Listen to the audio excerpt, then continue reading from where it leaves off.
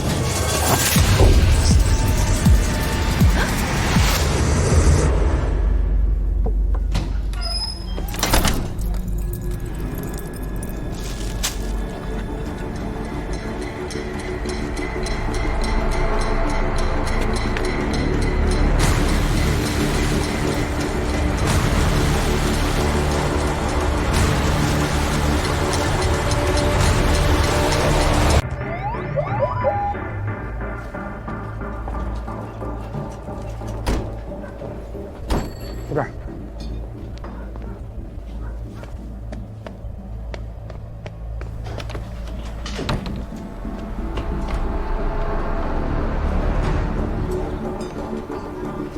这哪栋楼啊？具体门牌号有吗？没说，就是让赶快救人。咱们分头看看吧，啊，有情况随时联络啊。好。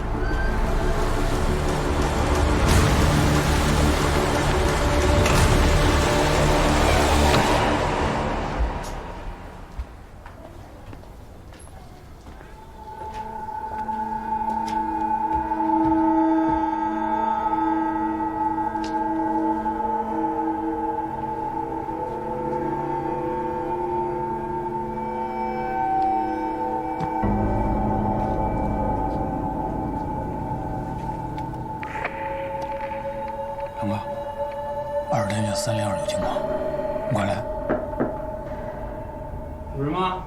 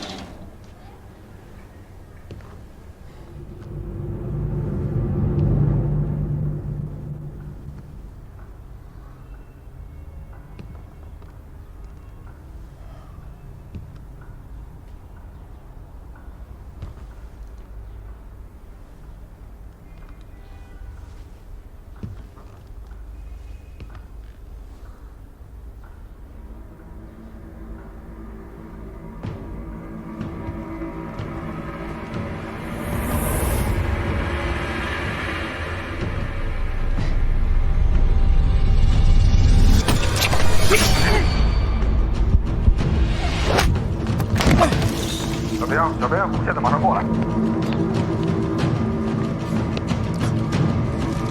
别动！别动！别动！别动！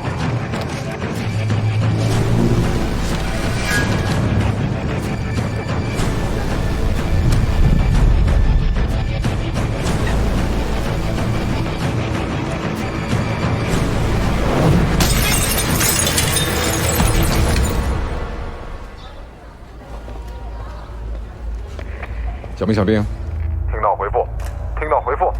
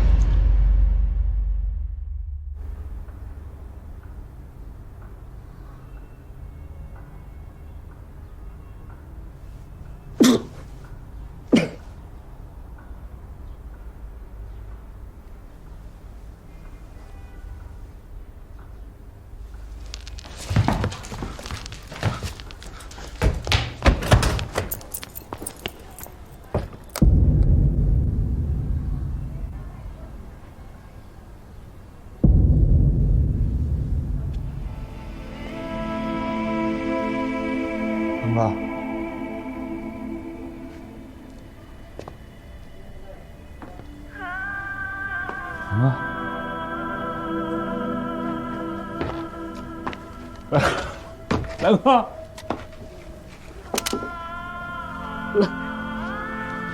来哥，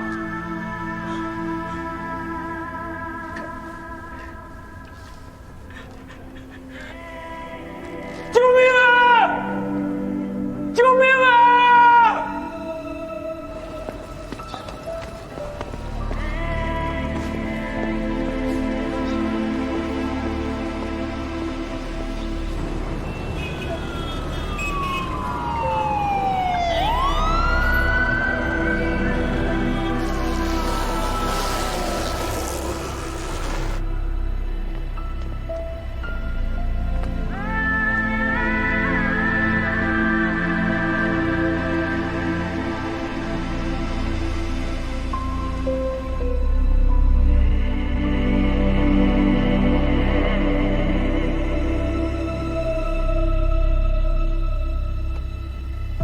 右手，一个针眼。右后颈。关键你看看这张微笑的脸，和前面4个也是一模一样。死亡时间1个小时左右吧。小陈，哎，死者是独居吗？死者夏金兰是单身，其他情况还在确认中。啊。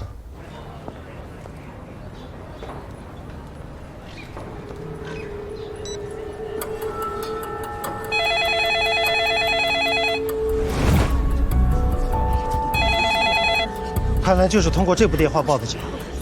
报警的是什么人？还不清楚。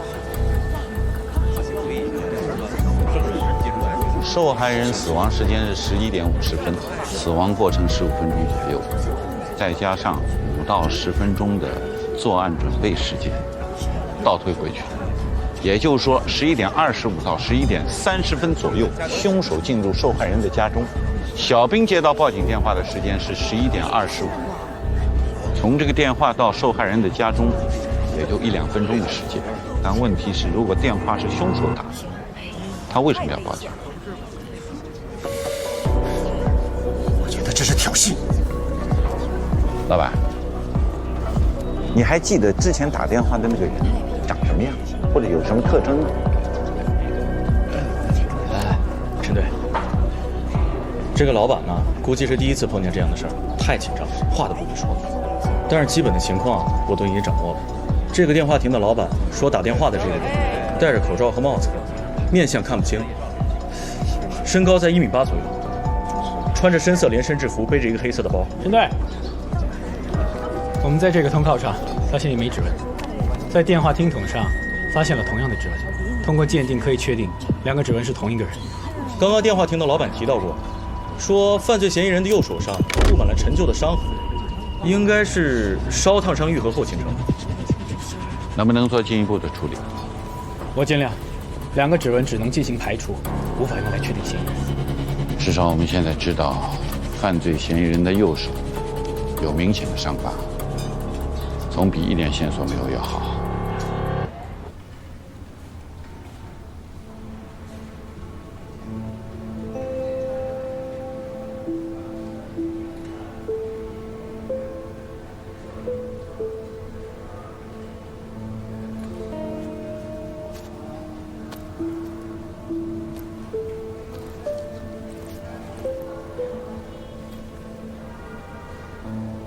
这可是我护身符，从警第1天起就跟着我。今天我可把它郑重交给你了啊！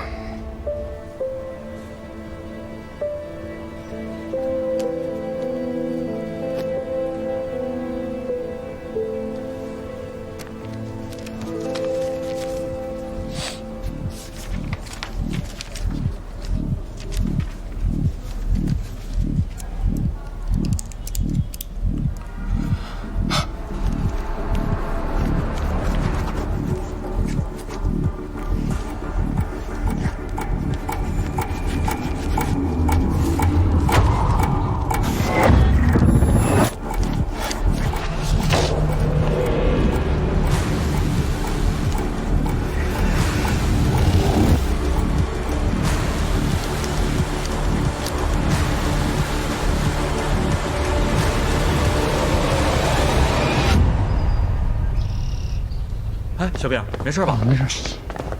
那你问我想吃什么？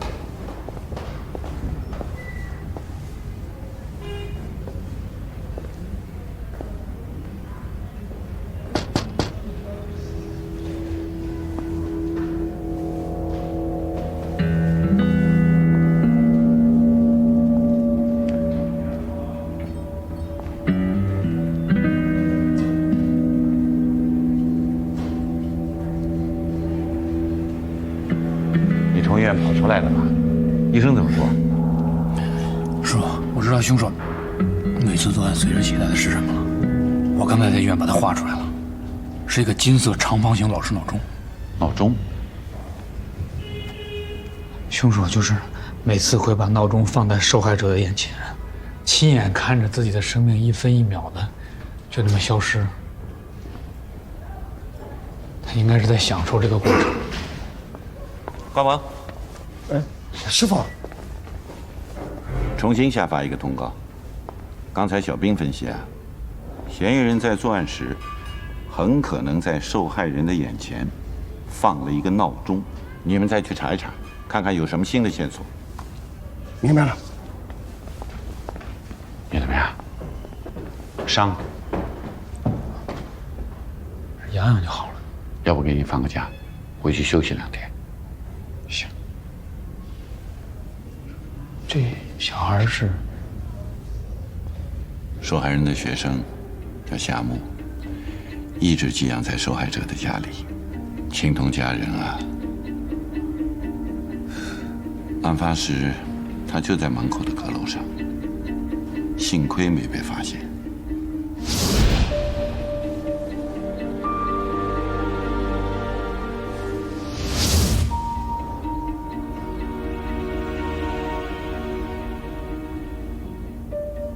都看见了？不清楚，到现在也不愿意开口说。要送医院检查一下，家里人正从外地赶过来。本来就是单亲家庭，他姥爷在外地，把他交给了他们老师抚养。结果现在，唉，我先走了。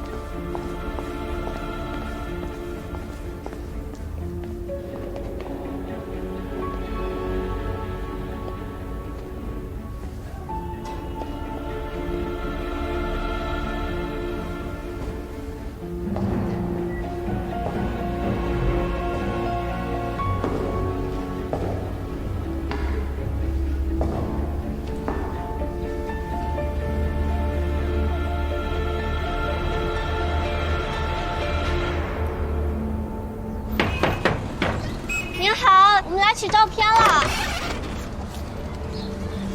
那，来我看一下，我的呢？哎，我的，这，我看一下你的。大爷，我是刑警队的，我问你一下，最近你有没有见过一个大概身高1.8米左右的男性，身材健壮，在右手位置有明显的烫伤痕迹？穿着深色工装，戴着帽子，还有口罩，你们见过没有？没有。麻烦，如果有线索打这个电话。记住啊，他右手的这个部位有明显的烫伤痕迹。好的，谢谢一定配合。真的？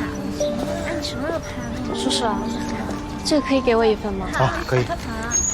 这是我们在找的一个杀人犯，大概身高1.8米左右的男性。小雨，快点儿！哎，走了。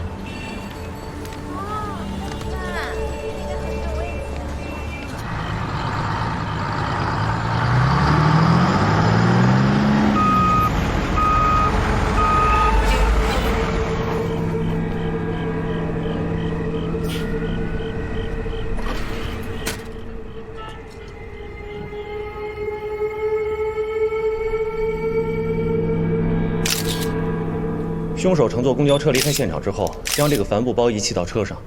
医院和药厂我们都查了个遍，并没有发现鸡枞类药物失窃的情况。闹钟也查了，厂家说10年前就停产了，现在市面上根本就买不到。手套上的血我们进行了比对，确定是李兰和受害人夏金兰的，没有发现第3个人的。电话和通告上的指纹，我在库里也比对过了，没有匹配到结果。在发现的这个帆布包上提取了多个血样，和5个受害人的血样全都匹配上了。不是5， 16个，还有2个。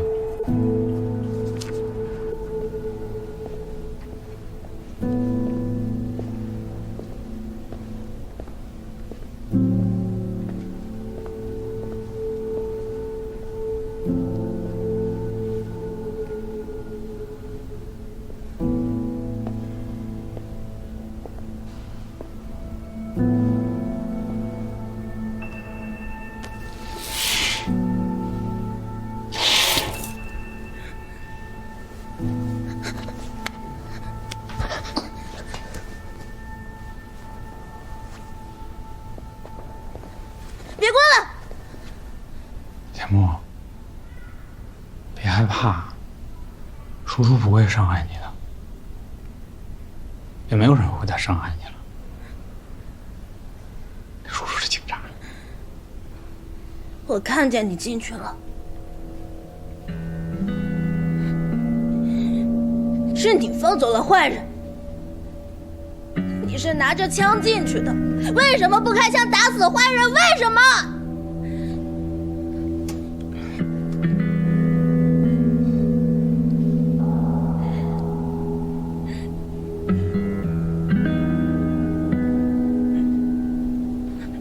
叔叔很后悔，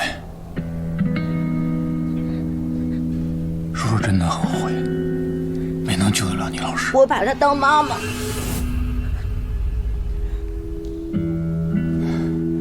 相信叔叔，只有我见过他那双眼睛，只有我。我跟你保证，我会亲手抓到的。那进去之后发生了什么？进去后，客厅里没有人。然后我推门进卧室的时候，我就突然眼前一黑，然后我就意识到自己中刀了。你不是带了枪吗？站住！站住！那些都发生的太快了。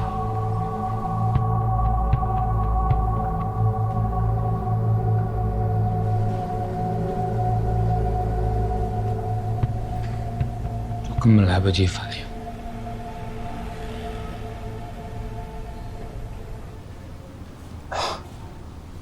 钱墨，你能描述一下当时的情形吗？我跟我老师赌气，他出去买菜，回来后，我躲在了外面的阁楼里。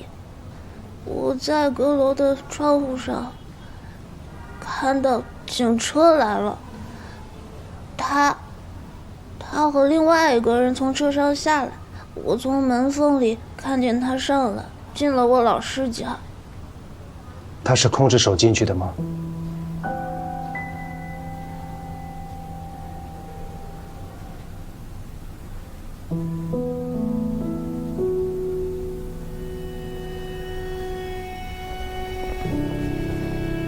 这边。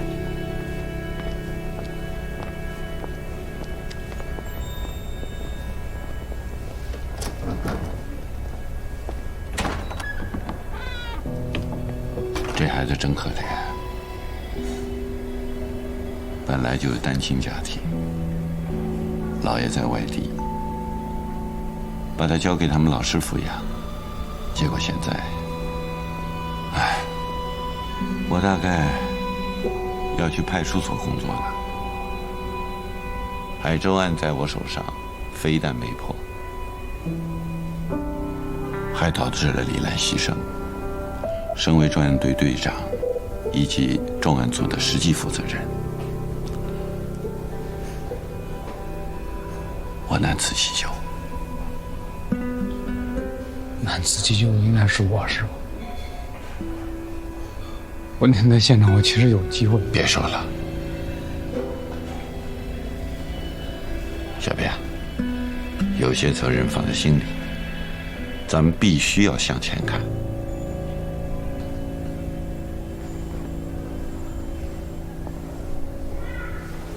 师傅，我能问您一个问题吗？您为什么收我做徒弟？你们那一批一共来多少人啊？12个。那现在呢？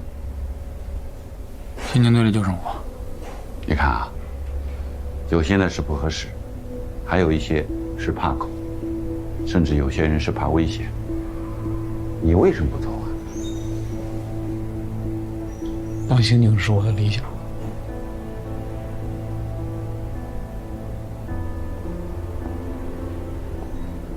我要的是一个能咬住案子、永远都不松口的人。不管遇到多大的麻烦，不管别人说什么，不管过去多少年，一直追查下去，不抓到凶手，绝不放弃。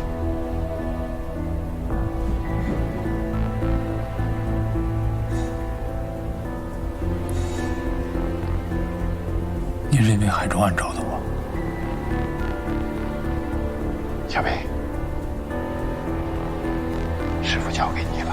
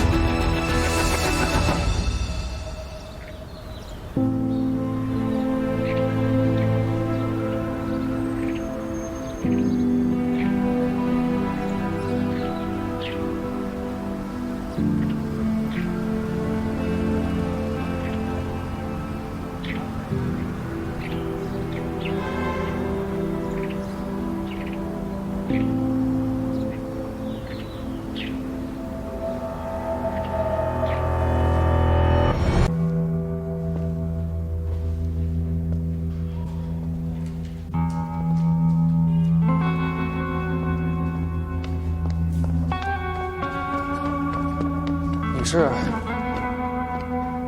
来报道了。哦，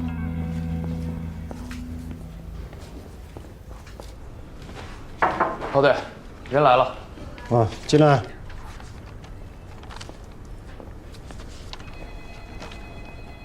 坐吧。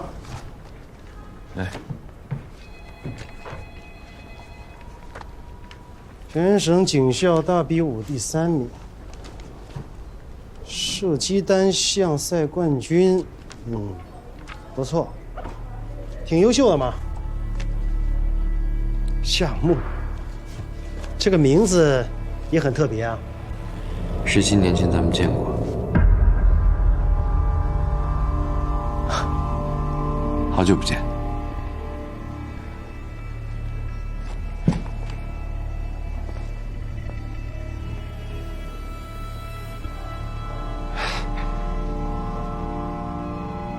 都长这么大了，17年了。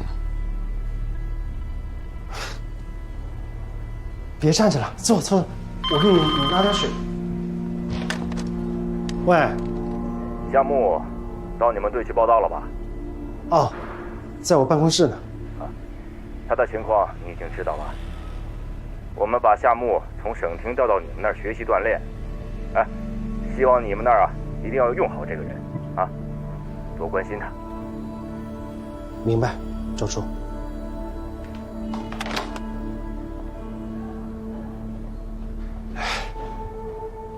省厅刑侦处的周处很关心你啊。我们这儿反扒、法治、电信诈骗，你想去哪一队？我想去重案队。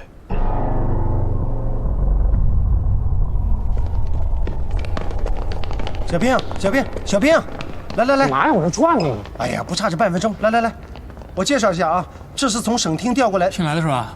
走走，这正好够转的。哎，别乱跑啊，这可是命案。哎，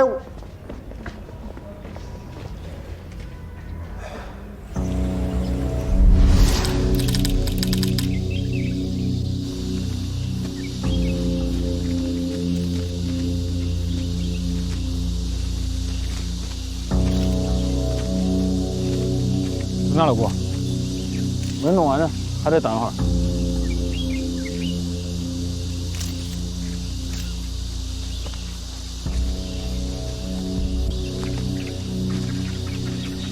啥情况？现场发现2种脚印，一种是受害人的43码马丁靴，还有一种是39码的运动鞋，围绕尸体形成了明显的成趟足迹，初步推断是嫌疑人的。具体是什么牌子的鞋，还要采样回去后做对比后才知道。39呀？怎么了？有什么不对吗？还有其他足迹吗？没了，就这2种。小刘，受害人叫马玉，42岁，本地人，仪表厂职工。我们呢也跟他老婆取得了联系。哎，你谁啊？据他老婆说，他每周日都会来这里爬山，一般都是上午8点左右从家开车出发，9点左右停到这边的停车场，一爬就是一天。中午饭都是山顶吃。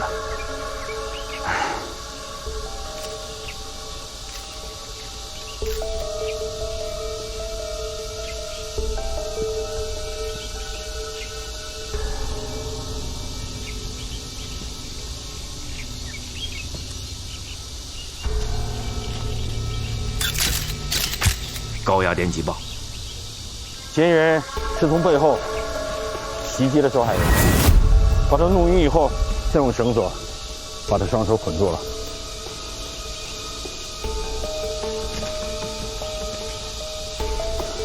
勒住脖颈，从背后把他勒死。死亡原因：机械性窒息。这些草怎么回事？嫌疑人可能逼他生前吃了地上的草，也可能死后塞进去的。死亡时间应该是14个小时之前，也就是昨天晚上6点到7点之间。包，随身包。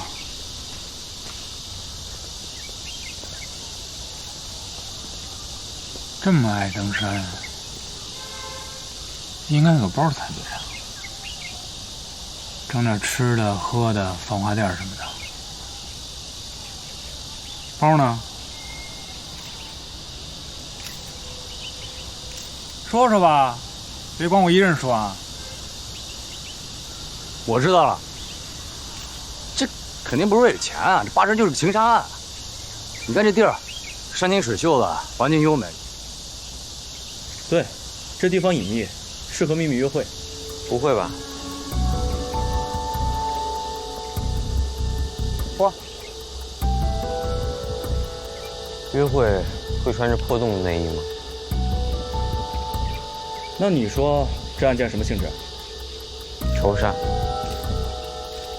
接着说。尸体被刻意摆成了下跪的姿势，这种姿势往往有忏悔的意思，说明嫌疑人想要受害人为某件事情而道歉，而这件事情很有可能是他们结仇的原因。受害人和嫌疑人身高、体型差距比较大，所以为了可以谋杀成功，一定要有精心的准备。他准备了电击棒、高压电击棒、绳索，了解了受害人的行踪，找合适的地点、时间，再进行谋杀。这么处心积虑，通常只有复仇的人。你这也太肯定了吧？传唤一下受害人妻子，老公丢了一晚上了，也不知道报警。你，哎，上我车。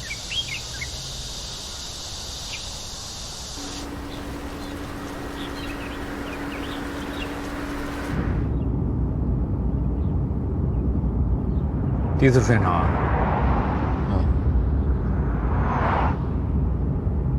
行，表现还可以啊，是个好苗子。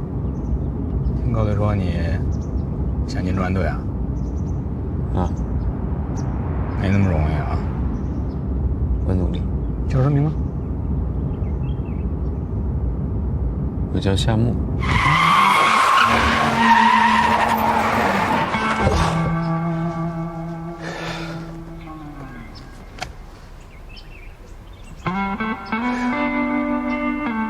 你再说一遍叫什么名字？这重案队队长我不干了，你找别人吧。又跟我耍混是吧？这小孩是谁你知道吗？你不提前跟我商量商量，直接就随我队里了。我不想跟你打招呼吗？是你着急忙慌要走，我没有机会说呀。人、材料、周处的电话同时到，你让我怎么提前通知你？周处在电话里亲口告诉我，他想去哪个部门，尽量满足他。那你就答应了？行，我不干了。你让我到城关派出所就做个户籍警，给人填填户口本，办办身份证，我也踏实。行，来，想去派出所，走走走走，填你的户籍资料去。我这是瞎了眼，会推荐你当重案队队长。师傅去世前说的什么话，你全忘了是吧？1年前的今天，师傅的忌日，你在师傅坟前那副熊样你也忘了。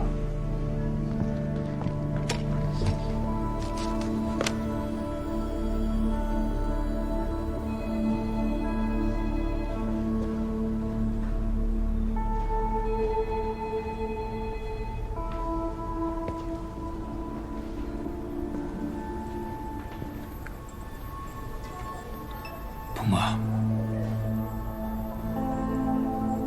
你想想啊，一个凶案现场的目击者，还是受害者的学生，过了这么多年，偏偏就选择警察这份职业，还就专门调到了咱们海州市重案队。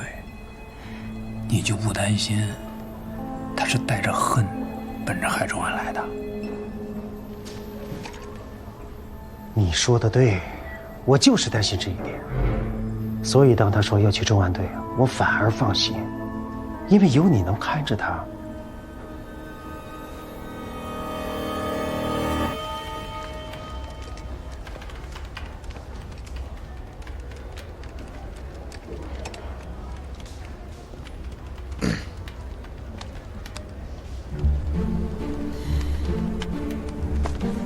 哎，别乱碰行吗？来重案队总点规矩。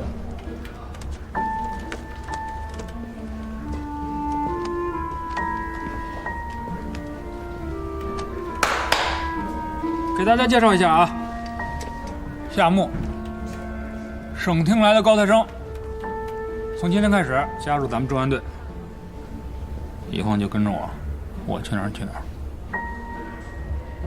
哎，我坐哪儿？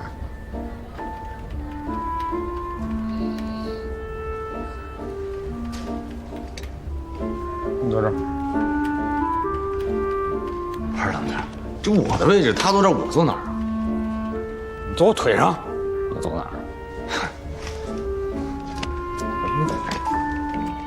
谁让你是高材生呢？来来，坐。请。没事，坐。哎哥，你东西，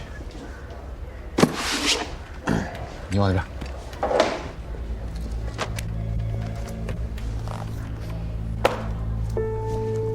那你们平时夫妻感情怎么样？挺好的。你老公性格怎么样？他平时有没有得罪过什么人？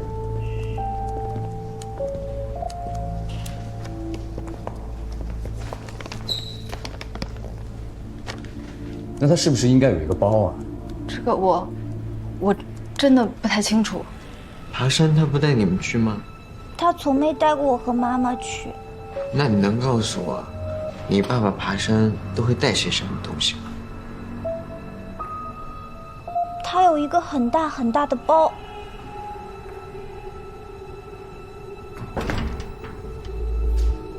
你还有什么事瞒着我？没有了。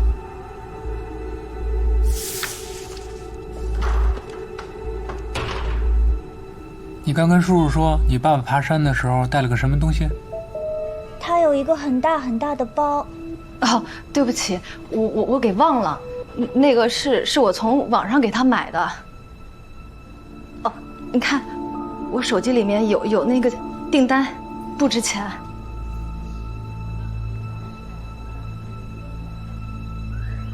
包里装什么？我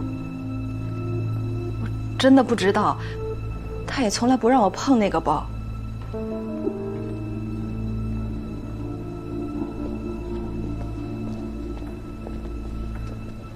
冷队，你说他用这么大一包来装什么的？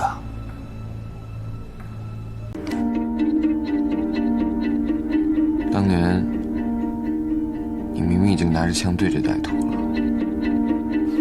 为什么不开枪啊？大量使用氰化物致人死亡，只需要10几秒，而用隔腕放血，却需要15到20分钟。凶手故意延长了死亡的过程，才让受害人更痛苦。被害人只能一动不动的痛苦地看着自己死去，甚至连一点声音都发不出来。他走的时候痛苦吗？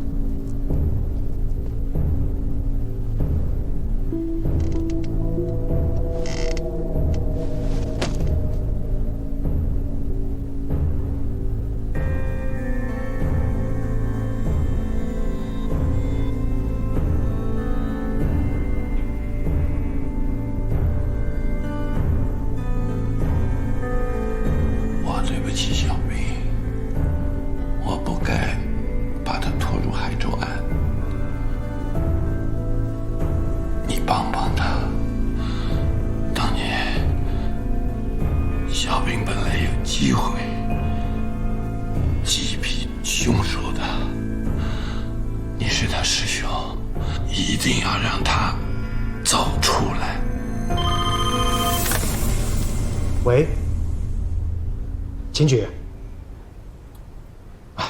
我正想给你打电话呢。是这样啊，针对全省尚未破获的积案和冷案，省厅决定要展开一场攻坚作战，要给全省老百姓和受害人家属一个满意的答复。命案必破，不光是在嘴上喊喊，是任务，是决心，但更是压力。这次省厅点名的第一个案子就是海州案，咱们想到一块儿去了。我正想向您申请成立专案组，调查海州案。行，你先报个名单上来，其他还有什么要求，你尽管提，只要我能办到的。我只有一个要求。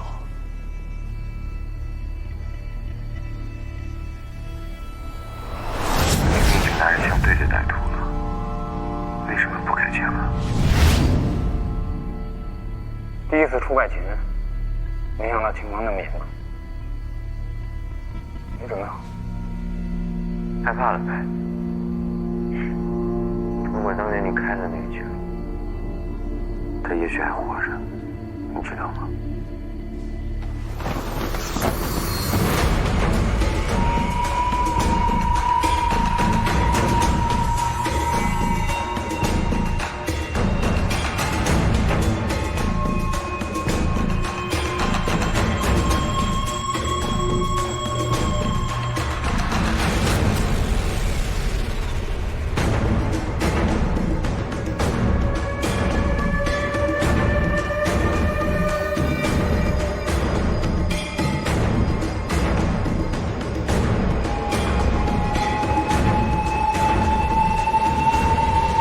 受害人的衣物和指甲都被仔细的清理过，没有发现微量物。不过，在这副眼镜的眼镜腿里发现了一些皮屑，是受害人马玉的。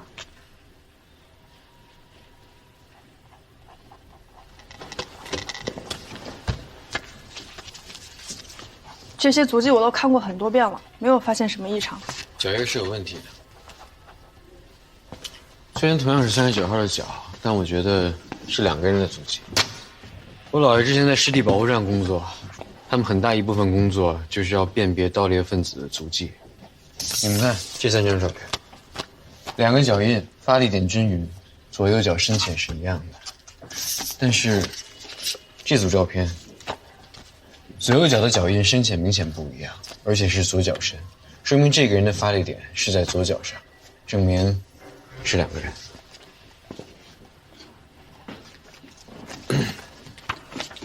有2个嫌疑人，恰好2个人都穿了同样的运动鞋，同样的尺码，其中有1个人发力点在左脚。这是受害者的行动轨迹，从这条小道上下来，到达了这个点，然后朝这个方向有个折返，最终的受害位置应该是在这里。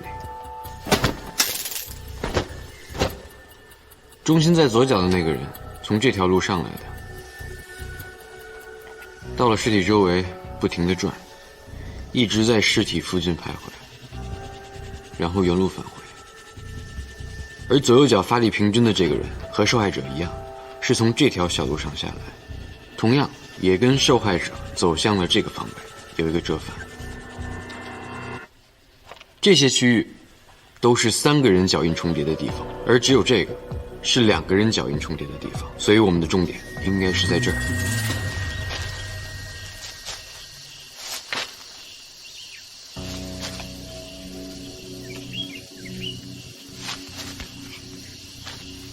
这边都是一些动物的骸骨，像是小猫小狗的，看样子是家养的宠物，没有人骨。但是可以肯定啊，这些动物在生前都是遭到了残忍的虐待。难怪这马玉只外出1天就要背一个65升的大肉刀，感情的不是为了爬山，是为了抛尸啊！嫌疑人把凶手摆成跪姿，就是为了让他给这些宠物道歉。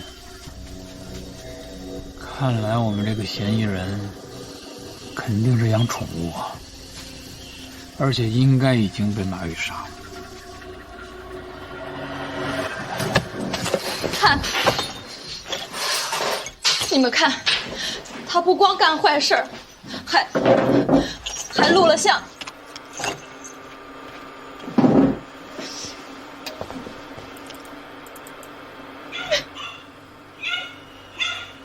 全是虐猫虐狗的视频，这磁盘损伤还挺严重的。这种事为什么不早点报警啊？他说我只要报警，他就打死我。电脑带回去，我得仔细查一遍，找找这些猫狗的主人，嫌疑人可能就在里边。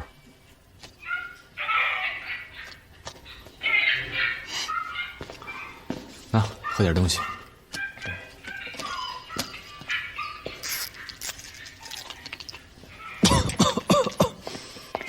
对对，马玉他老婆交代，他从5年前就开始虐待动物了，但是在电脑上找到的只有这2年的。行吗？你去当时查一下这5年来有关于虐待动物的案件，仔细捋一下。刘成，你跟夏沫一块儿去。好。夏沫，没事儿，你去吧。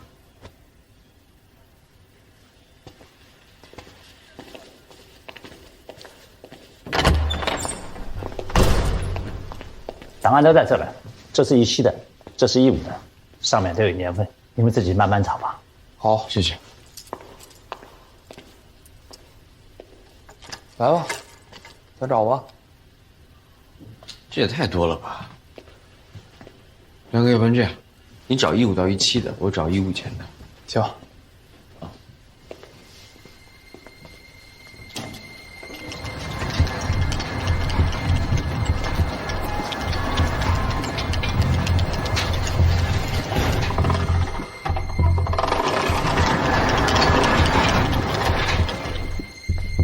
龙队，通知论坛昨天有人爆了个帖子，陈涵，我给你同步了。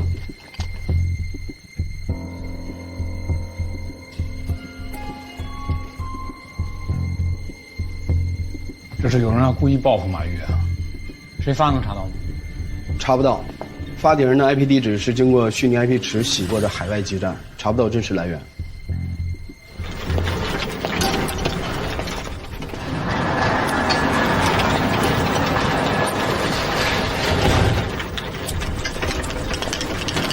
大哥，哎，你找着了吗？没有啊，我那边也太多了，要不咱俩一块儿找吧？行。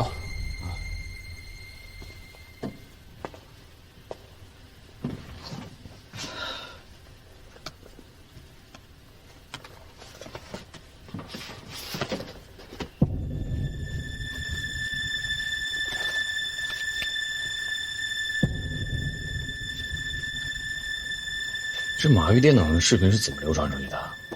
他不可能是自己泄露的。马玉的电脑是被黑客给黑了，视频是通过木马程序偷走以后发出来的。看来夏木说的没错，应该是有2个人作案，其中一个就是这个黑客。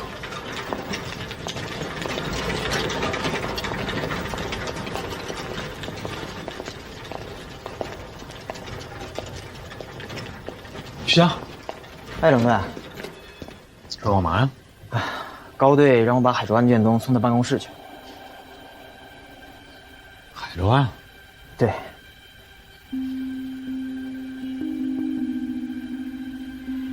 我怎么不知道？高队这次不打算让刑警队人参与，特别是我们专案队。这次专案组的成员全部从各分局抽调，还有省厅派过来的刑侦专家指导工作。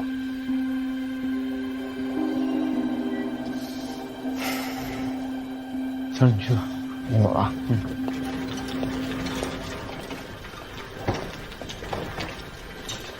哎，找到了一个卷宗，3年前的纵火案，起因是一条狗被撞死了，后来那个车无缘无故就着火了。当时是有个嫌疑人叫肖华军，也被带来问话了，但是当时被判定为是车内打火机自燃。张都有印象，3年前是分局办的，当时肖华军提供了一个不在场证明。对，他心里有问题，然后他的主治医生就给他开了个不在场证词。他的医生叫什么名字？叫沈宇，是海州市医院的精神心理科主治医生。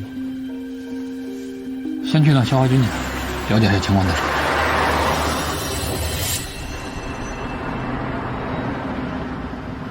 去档案室就没查点别的？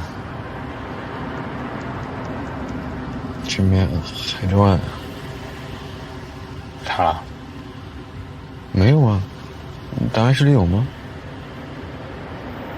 那么大 logo 你看不见？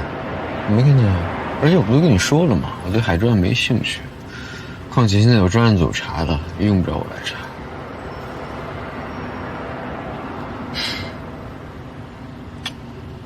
也用不着我来查了。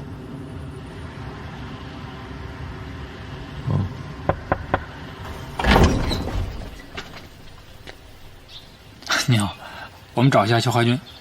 不在啊。是这样，你们家养狗对吧？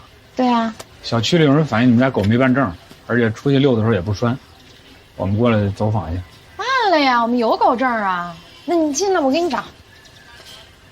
坐那儿等会儿吧。溜达溜达。他又惹事儿了。就狗的事儿。哦。那你坐这儿，我就给你找。不好意思，我能去方便一下。哦，那。啊，谢谢。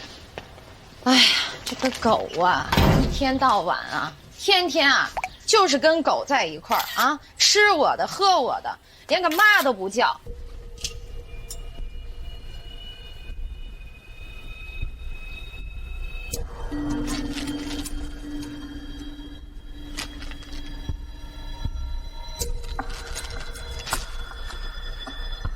行，有证就行。我听说肖华军3年前还养过一条狗啊。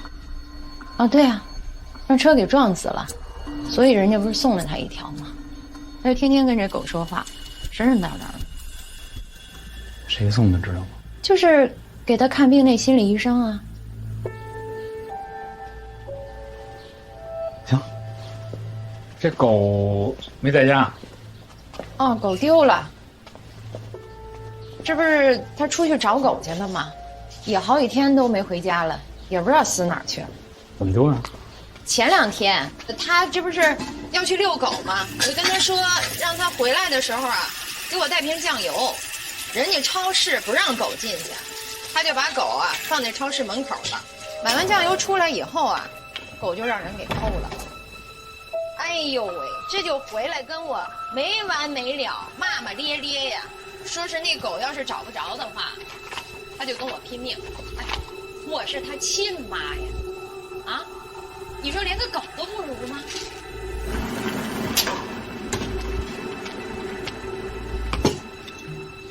那沏茶啊，喝点吧。不用，不用喝。大姐，你儿子最近真没回过家？哎呦，哎呀，不好意思，哎呀，没烫着吧？没有。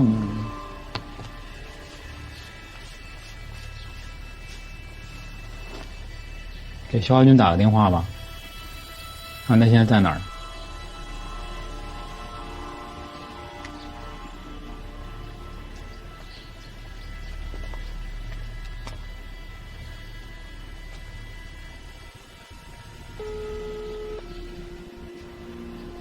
拨叫的号码暂时无人接听，请稍后再拨。没人接。那他还有什么常去的地方吗？除了家里边？没有了。自从他爸跳楼自杀以后，亲戚之间就都断了来往了。就3年前，他不是看工地的吗？就当着肖华军的面跳下去了。从那天晚上开始，这孩子的脑子就受了刺激了。那行。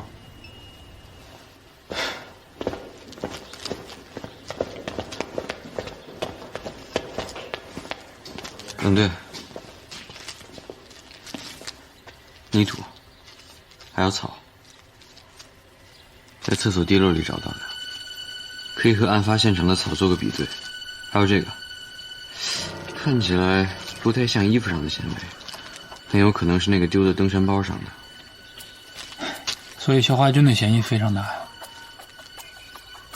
小刘在马玉的电脑上找到了肖华军那条狗被虐死的视频。但是在咱们挖出那些狗里面没有这个狗的尸体，你觉得这说明什么？说明肖华军杀了人之后，把狗的尸体扒了出来，放在了登山包里回了家，还给狗洗了个澡。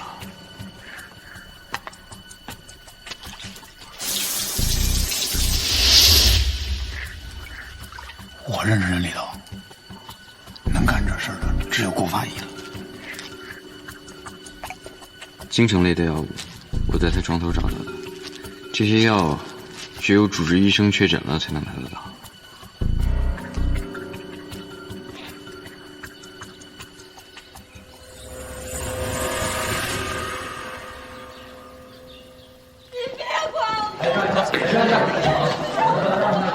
往后退一下，往后退一下，往后退，往后退，大家配合一下，往后退一下。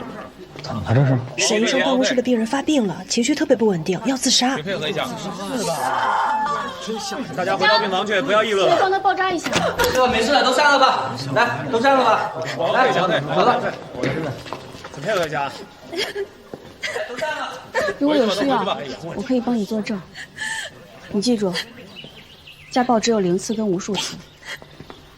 错的不是你，是伤害你的人。走吧。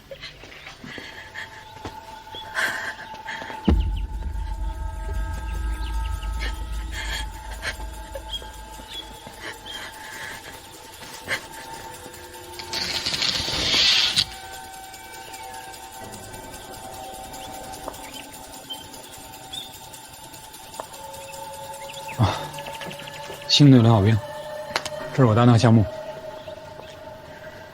有案子找你了解一下情况。你好。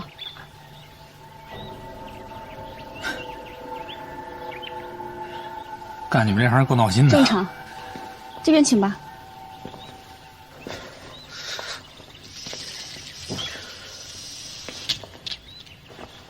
有什么我可以帮忙的，尽管问。那我就开门见山了啊！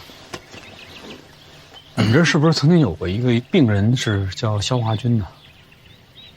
对。可以说一下他的情况吗？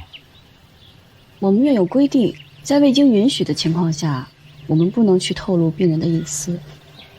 是这样，肖华军涉嫌一起刑事案件，所以希望你配合我们一下，帮我们找到他。所以你只需要回答问题就可以了。哦。以你对肖华军的了解，如果他想找一个藏身的地方，他可能会藏在哪儿？一个让他有安全感的地方。安全感。回家会让他有安全感吗？不会吧？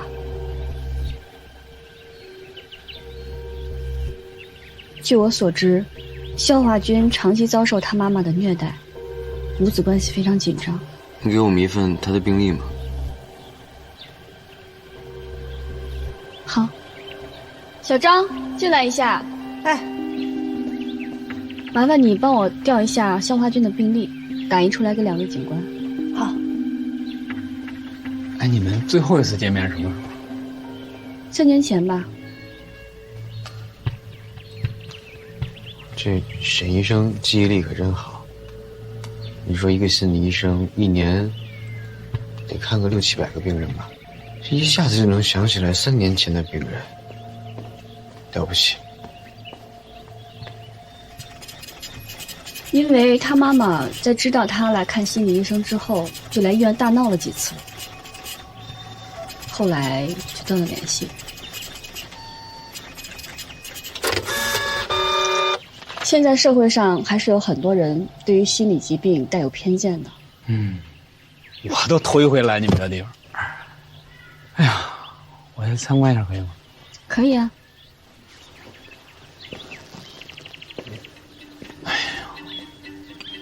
挺豪华呀，你们这儿。病人就躺这儿哈。对。啊，医生坐这儿。全程都有摄影。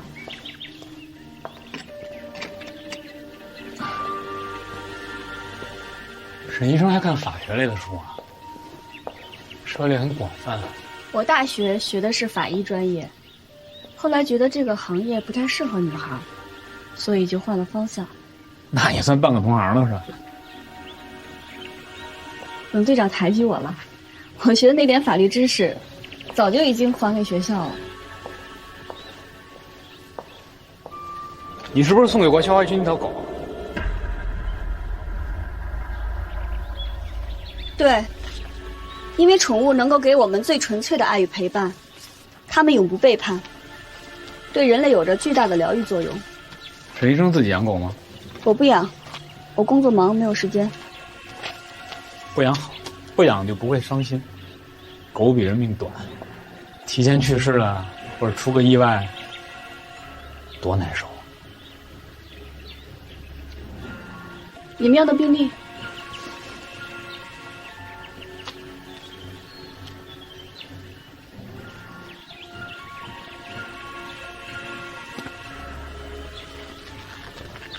借本书看啊。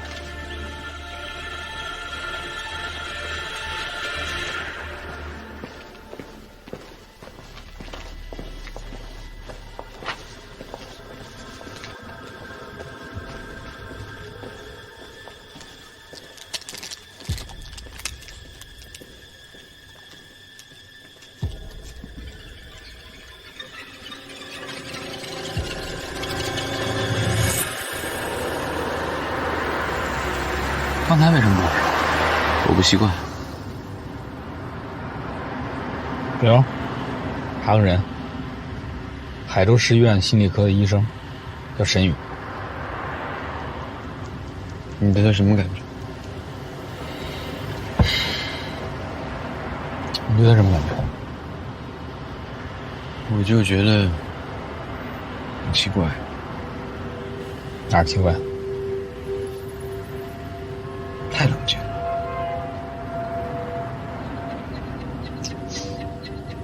总觉得好像憋着什么事儿的感觉。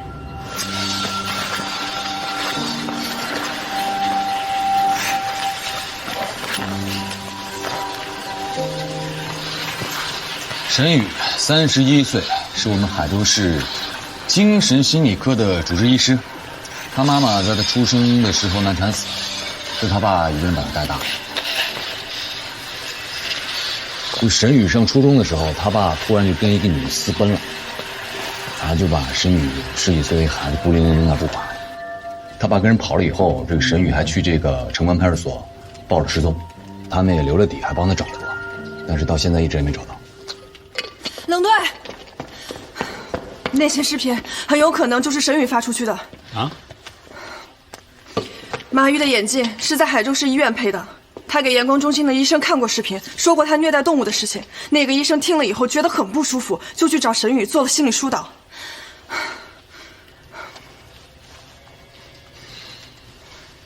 那这就说通了呀。沈宇知道肖华军的狗是马玉弄死的，赶紧办手续，传给沈宇，让他介绍对面。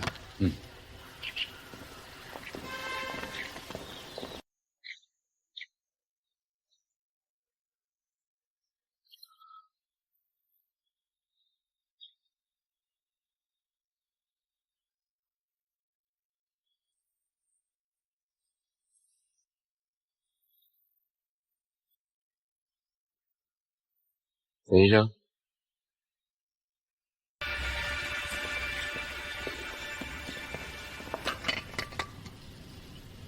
这次请您来呢，就是想再详细的了解一下肖华军的病情。肖华军的病学名叫做 PTSD， 创伤后应激障碍症。他父亲在他面前跳楼自杀，这对一个10多岁的孩子来说，是在心理上造成了严重的伤害。他母亲又长期虐待他。肖华军的病逐渐转变为人格分裂，并且伴有一定的暴力倾向。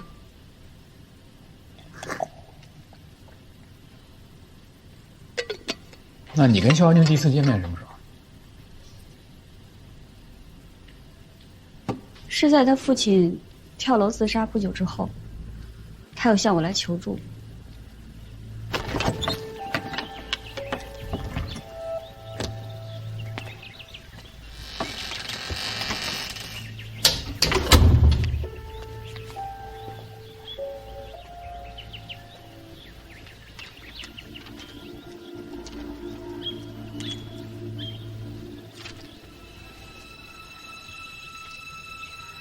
多大了？16。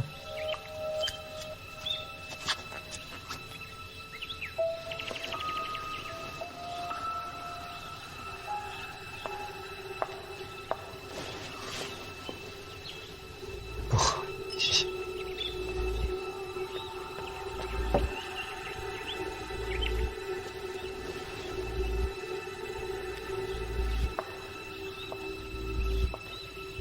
治疗持续了大概1年多的时间，后来被迫中断了。后来因为他妈不同意嘛，对吧？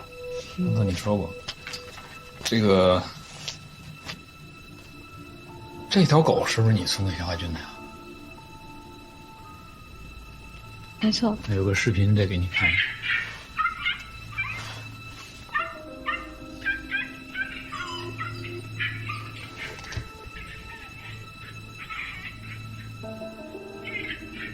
这谁干的？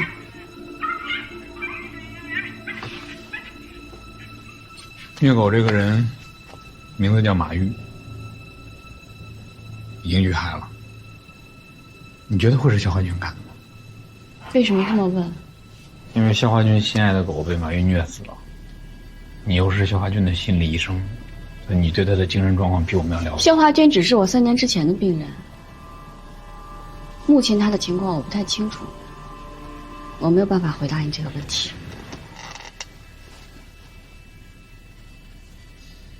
哦，对，前天晚上你下班之后干嘛去了？8点多下班，就回家睡觉了。标准的作息时间。行了，好嘞，那就这样。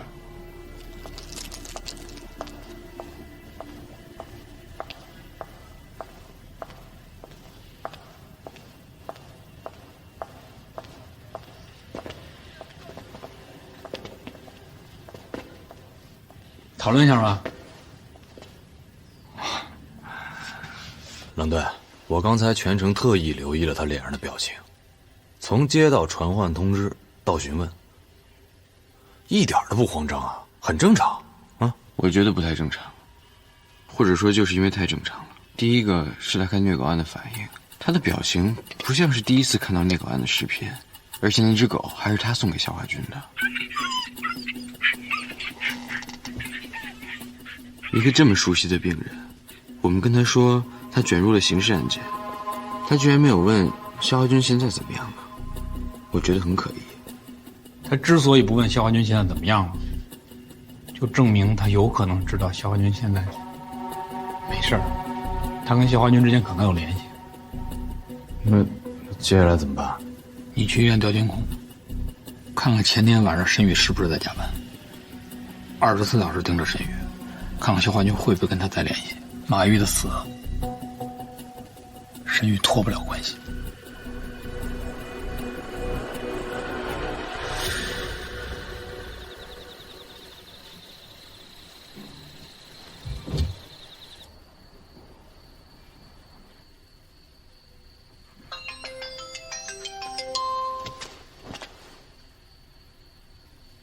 项目的资料我也给你搜到了啊，我已经把邮件发过去了，你收到没有？哎，著名的海州系列杀人案你知道吧？这个夏目小警察，他的老师夏金兰就是当年海州系列杀人案的最后一名受害者，当时夏目就躲在旁边的阁楼里。要是这么说，他可能会见过凶手了。我估计见过，很有可能。我检索到2000年一个旧文章啊，那上面好像说有个警察赶到了，进去救了他，还有个警察。还有什么别的线索吗？我用一个叫爬虫的程序，把他最近这大半年的所有的搜索记录给扒了下来。我发现有好几个词汇经常出现，你听着啊：创伤后应激障碍症、间歇式震颤、惊恐发作，一堆毛病的。夏目很有可能去见了心理医生。你能帮我查一下夏目是在哪儿治疗的吗？还没工作到这一步。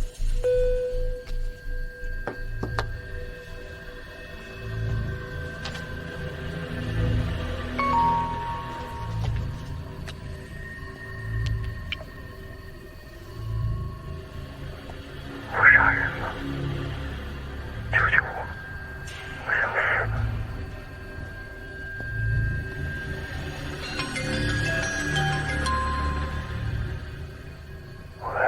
你在哪儿？我爸死的地方。怎么回事？你去那儿干嘛？谢谢。怎么样？有动静吗？没动静，老样子。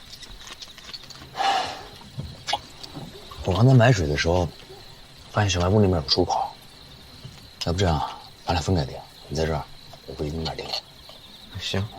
这边有什么异常，你赶紧给我打电话啊！你千万别擅自行动。啊，你就放心吧。你要耍小辫子不太好。啊。哎。